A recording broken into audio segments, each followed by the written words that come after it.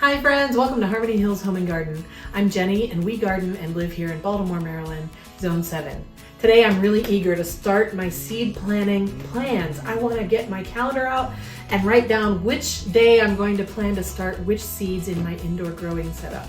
But before I do that, I have to figure out what's my last frost date so that I can have that in mind when I make my calendar. So I went online and I looked around to try to figure out what is my last frost date here in Baltimore, Maryland, and I came up with some confusing information. On one site it said one date, on another site it gave another date, and on a third site it showed me a chart that I just had trouble figuring out what it was trying to say. So has this been a problem for you? Come with me, and in this video we're going to talk about frost dates, what they are, how do you determine what yours is, and how do you use them in planning your garden. Okay, like I said, I went online to try to find out what is my last frost date so that I know when to start my seeds indoors. So when I went to almanac.com for the Old Farmer's Almanac and I put in my zip code, it came up and said that my last spring frost date is March 27th. And I thought, that is really early. It sounds wrong. So then I was like, let me try something else. So I entered Google search term. I just said last frost date, Baltimore, Maryland. Actually, last frost date, my zip code. I clicked through, one of the results was davesgarden.com, and that's a really reliable resource for garden information. So I thought, okay, surely Dave's Garden will have the right thing on there. And that came up and said that my last frost date is April 30th. Wow, that's really different between March 27th and April 30th. What the heck is happening there? So then I looked further on Dave's website. You should just scroll down this page, and it came up with a chart. And this chart said that it had temperatures down the side and percentages across the top. And I'm looking at this chart and I'm like, what does that mean? Spring, 32 degrees, 10%, April 22nd. 90%, March 31st. What? So it is confusing when you try to figure out this information for your garden. So let me just share with you some of the things that I have figured out through my own research and through talking to experts and reading and all this different material gathering. So what is a frost in the first place? Well, a frost is when the air temperature goes down to freezing. 32 degrees Fahrenheit, 0 degrees Celsius. And the moisture in the air freezes onto any surfaces that are out there, like your plants, your grass, your pavements, your windows, and so forth. Now, a light freeze is when the air temperature goes to roughly 30 degrees Fahrenheit. And a hard freeze we consider when the air temperature goes to about 28 degrees Fahrenheit. When we're talking about frost dates, we're looking at the date at which the last time you hit 32 degrees occurs in the spring, or the first time you hit 32 degrees in the fall. So the last frost date in the spring is the date that you can expect that you can put your plants out into the garden and they won't get a frost. Now, many times when a resource talks about the last frost date or the first frost date, they're talking about the average last frost date or the average first frost date, meaning that there's a 50% chance that a frost will occur after that date or before that date. So in the spring, for example, mine is April 11th. So there's a 50% chance that I'll get a frost after April 11th, but there's a 50% chance that my last frost will have already occurred before April 11th. You see that it says that at the 32 degree temperature mark, there's a 10% chance of frost after April 22nd. There's a 30% chance of frost after April 16th. So we're seeing that as the calendar goes backwards towards the winter, the chance of frost is going up.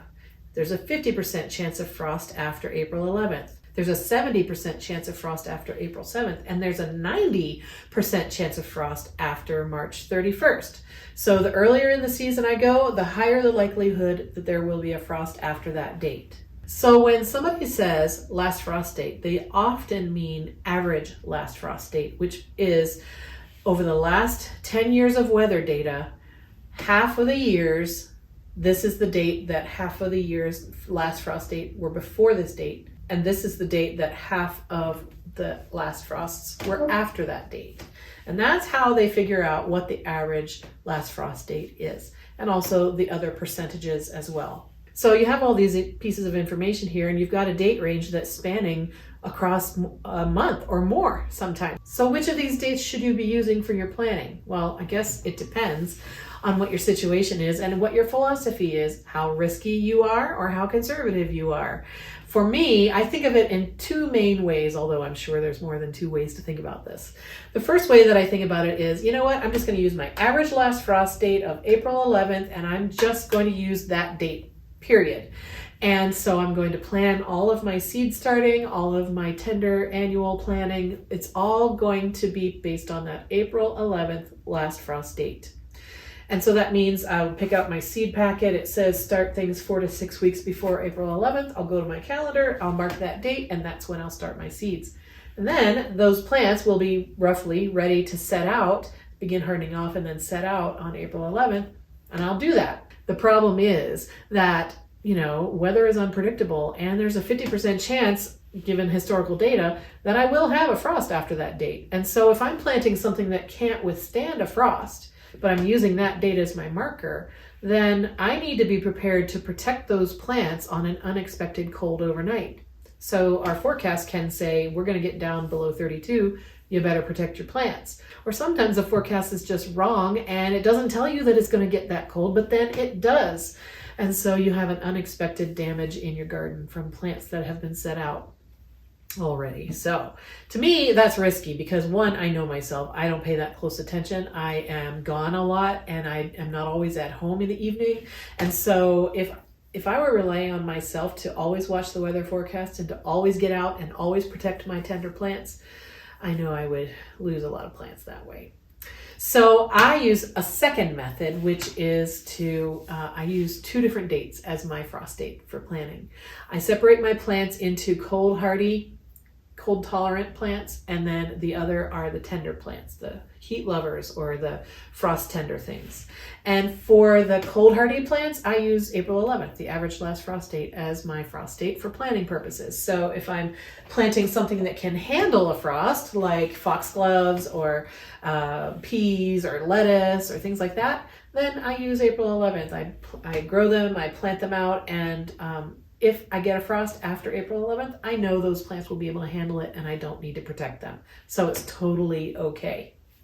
Now for the category of plants that are frost tender, or even they don't want to be chilly at all, I use my most conservative frost date for that. For me, that's April 22nd. There's a 90% chance I won't have a frost after April 22nd. Now it's not a 100% chance. If I wanted a 100% chance of no frost, I think I need to wait until about May 1st.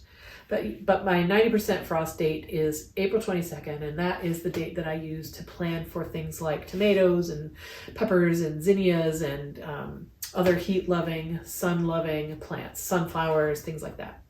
And in fact, a lot of those plants, when you grow them from seed, the package will tell you to plant them out 2 or 3 weeks after your last frost. And so for me, my last frost date, if I use April 22nd, then 2 or 3 weeks after that is usually right around Mother's Day. And here in my neck of the woods, we use Mother's Day as our guide for when it's okay to put out your tender annuals and your summer vegetables. It's also important to remember that a lot of our summer plants really can't handle much below 50 degrees, much less a 32-degree frost. So things like warm season vegetables, you really want your nights to be above 50 degrees all the time consistently before you set those out. That brings the soil temperature up a little warmer, and it kind of gives them a more summer type of environment to go into, and it doesn't shock them or stunt them if you plant them too early. Okay, so we also need to be thinking about the first frost dates in the fall. So again, it's similar to the spring thing, but it's instead of being the date upon which you can expect no more frost, it's the date upon which you can expect to have a frost. So my average first frost date in October is October 29th. So that means on October 29th, I'm as likely to have a frost before that as I am to have after that. So again, if I'm growing cool season crops, vegetables that like the cool weather, or if I'm planting my cool annuals so that they can live over the winter in my soil, then I'll use October 29th as my average first frost date. But if I'm planting things like my last succession of sunflowers, or my last succession of zinnias, or even a late cucumber planting, I will use a more conservative date, more like October 17th or October 21st, which are my 10 and 20% chance of that being my first frost. And that way I'll have more chance that my heat-loving crop that I'm trying to squeeze into the summer will be producing and won't be killed off by a frost. Okay, so a common misconception is that if you're in Zone 7B and I'm in Zone 7B, then our frost dates must be the same. No, that is so not true. Let's take a look at the USDA Hardiness Zone map. Here you can see that 7B, which is this color here, goes all the way from Long Island down the East Coast across the southern midsection of the United States, and then in the mountain areas of the West, it is all over the place, and it goes all the way up into Washington State. So at Montauk, New York, Baltimore, Maryland, Raleigh, North Carolina, Memphis, Tennessee, Tulsa, Oklahoma, and Wenatchee, Washington, we are all in Zone 7B. However, let's take a look at the first and last frost dates and the resulting growing season for these cities. Montauk, New York is about 181 days of growing season, with their average last frost date on April 18th and their average first on October 19th. And then you have Baltimore and Raleigh, which I don't even really trust this data. I have lived in Raleigh and I have lived in Baltimore, and I know their growing season is longer than ours here. But this data says they're about the same at 201 days in mid-April to late October. But let's look at Memphis, Tennessee. Their last frost date is March 27th, and their first frost date is November 5th, giving them 223 days of a growing season. Tulsa is more like us here in Baltimore, but they're shifted earlier into the calendar. So they still have 200 days of growing, but their frost dates are April 5th through October 22nd. But let's look up in Washington State, at Wenatchee, Washington. They have an incredibly short growing season. They have a last frost date of May 29th and a first frost date of September 15th, and only 109 days in their growing season. So as you can see, there's a wide variation of dates, even within the same hardiness zone. So please don't be watching YouTubers who live in the same zone number as you and think that their frost dates are the same as yours. You might have a shorter or a longer growing season than your favorite YouTuber who lives in the same zone as you. And the reason there's so much fluctuation is because, of course, there are differences in altitude, sea level versus high in the mountains. There's differences in longitude and latitude. Where are you compared to the sun in the heat of the summer? How long is the sun on you versus, up in the north you get shorter days than you do in the south. Even things like, are you in a rural area with a lot of farmland around you, or are you more of an urban area with a lot of concrete and hardscapes that hold the heat in longer? So now, how do you know what your frost dates are, and where can you find that information? One option is to just go to your favorite web browser and your favorite search engine and just type in your zip code and first frost date, or your zip code and last frost date, and look at the results that come up. I'll put some links in the description box down below that will help you figure out what your first and last frost dates are and your average growing season length. Now, if you live outside the United States, these resources aren't necessarily going to help you. What do you use to figure out what your first and last frost dates are? If you live in a different country, please put your comments in the comment section, and let's all learn from you so that we can help each other out as the seasons go along. Well, I hope this video has been informative for you. I hope it has helped you figure out what your frost dates are, or how to figure out what your frost dates are. If you have any questions, put them in the comment section. Also, if you have different methods or different understandings or a different point of view on this topic, put that in the comment section below too. We all learn from each other, and as we know, there is not one right way to do gardening. There are many ways to do gardening successfully, and we can all learn from each other. Thank you for joining me today. I hope that you found this useful, and I hope to see you again in another video really soon. Have a great day in your garden, friends. I'll see you again soon. Bye-bye.